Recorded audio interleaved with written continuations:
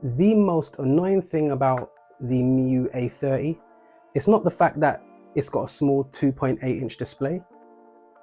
It's not the fact that it's running the old A33 all-winner chip. Hell, it's not even the fact that, honestly, I don't think the color combinations are too great. I went with this one because that's the best out of the bunch, but essentially I'm not a fan of the color combinations that they picked. No, in fact, the most annoying thing about the Miyoo A30 is that all-in-one package and what you get inside of it that makes it almost irresistible to buy. So what do I mean by package? Well, for starters, you've got a massive Miyoo following. So many people that make custom firmwares for it, people that know things, you know, troubleshoot, all of that kind of stuff. There's a massive community behind it. If there's something that was wrong with your Mini, the community knew about it and they knew how to fix it. So it's not all just about price. So the Miyoo A30 was originally announced in, I want to say 2020.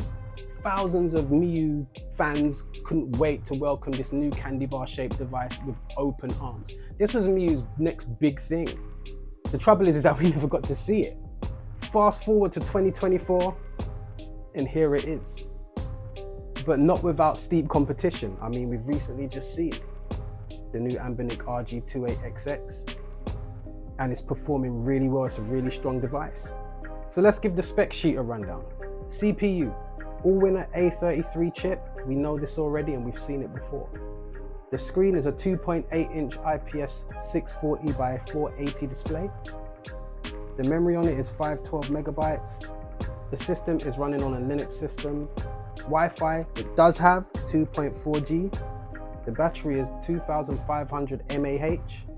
Here's what you can expect inside the package. You get 1x Miyoo A30 console, we knew that. You get a Type-C charging cable, you get one user manual, and you get a protective bag, which is very, very cool. Systems from PS1 down to Game Boy, you can expect that to run pretty much perfectly. But when it comes to things like N64, you're probably gonna see some stuttering because of that old all-winner A33 chip. Dreamcast and PSP, you're probably gonna see some cracks. We're gonna divulge into that a little bit later on. The thing is, there are ways to remedy it. You can overclock it and mess around with those things. I don't particularly like doing stuff like that with my systems. I like pretty much pick up and play out of the box, straight and ready, which is especially good for those that are new to the retro handheld gaming community. You want to be able to buy something, it arrives, you take it out of the box and it's good to go. You don't really want to have to tweak stuff, especially when it says it's supposed to do what's written on the tin. So you've got the display right here, the 2.8-inch display. It's got a screen protector on there. We just remove that. Display doesn't look too bad. You've got your D-pad, it feels okay. Your A, B, your X, Y. I like these buttons. I like the sort of matte look and feel to them. That's very nice. You've got your power LEDs right here. You've got your speaker grille, select and start, quite recessed. That's nice. And then what stands out the most is that analog stick right here. Nice, clicky. This, in my opinion, is the best of the color combination. It's growing on me a little bit more. I don't particularly like the colors that they went with before with some of the other ones. I'm not a fan of the old Famicom ones. I just think it looks a bit tacky, but that's just my personal preference. But yeah, this one, the gray, nice. Bottom here, you got your TF card slot. And let's see what I got. 64 GB. Oh, also I want to give a shout out to Keep Retro. They managed to send this device to me in a very, very timely fashion. Shame I was in Portugal, I wasn't there to receive it, otherwise this video would have been out a while ago. Side here, got your power button. Along the top, L1, L2. Got your home button right here. USB-C port, volume rocker, R2, R1. On this side it's bare, nothing on that side. On the back, you've got it saying Miyoo and some more information on the back, and then your 4 screws. So that is it. Overall, I'll be honest, it feels quite cheap. I'm not feeling these trigger buttons here, so the L2 and R2, they feel okay. But these ones, they just feel a little bit mushy. That's just how it feels to me. It might feel differently. It might feel different to everybody else, but that's how it feels to me. I don't really like that. I think that they could have, you know, after all the time that they took to get this out, I think they could have built on the quality. And the reason why I say that is because we look at the RG28XX and it feels a lot more stronger, a lot more sturdy and rigid. This just feels a little cheaper in my opinion. I mean, it's sturdy enough, but it just feels a bit cheap. And they, you know, you can see that they probably skimped with the buttons here. They just did everything on the cheap. And considering the following that they have, I think that they could have done a lot better. But hey. So before we turn on the A30, let's compare it to some other devices. So we've got the GKD Pixel right here. Obviously, got that. There's the thickness wise of it. Let's pair it up to its predecessor, the original Miyoo Mini. And isn't it just a darling looking device? I love the way this thing looks, especially with the stickers that I've got on there. Yes, it is all about the A30, but man, you can't deny the beauty of the old Miyoo. Really like that device.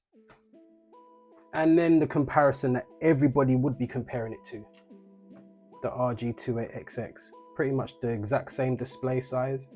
The buttons are different on this one as well. And then thickness, got that there as well.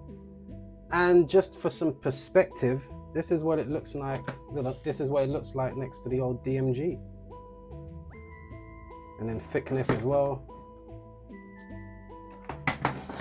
And the old PSP. Then you've got the thickness right here as well. So you can see the size of it. It's still very pocketable. We like that. So let's power it on. Is there any juice in there?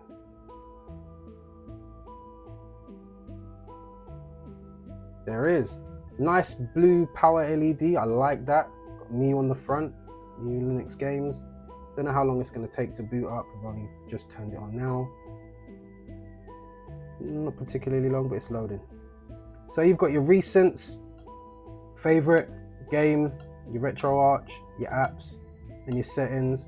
All stuff that you're kind of used to if you've used a Miyoo Mini device before. Going to it, here are your RetroArch systems.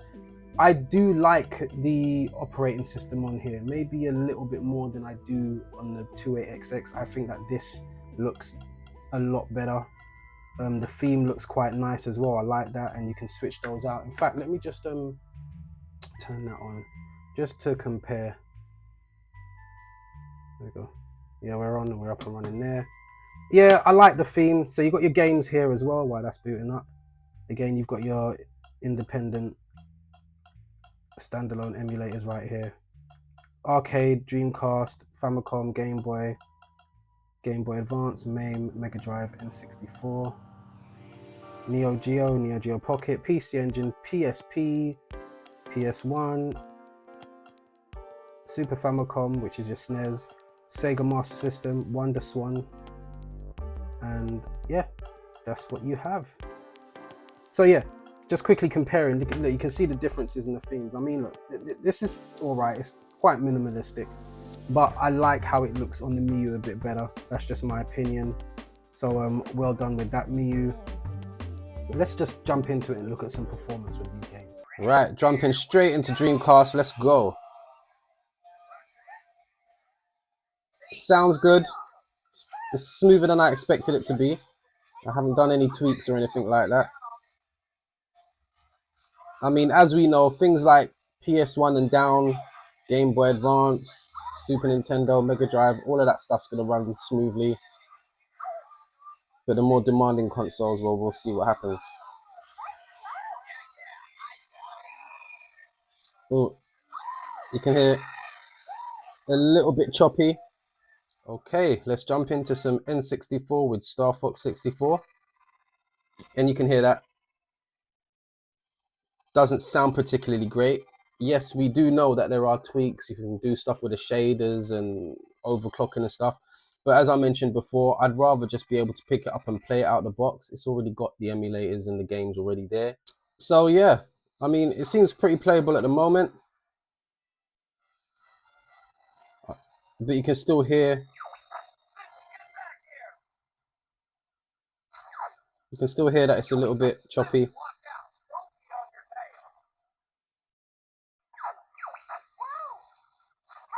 Okay, so let's jump into some Shin Budokai 2 for the PSP. Let's have a look. Seems smooth.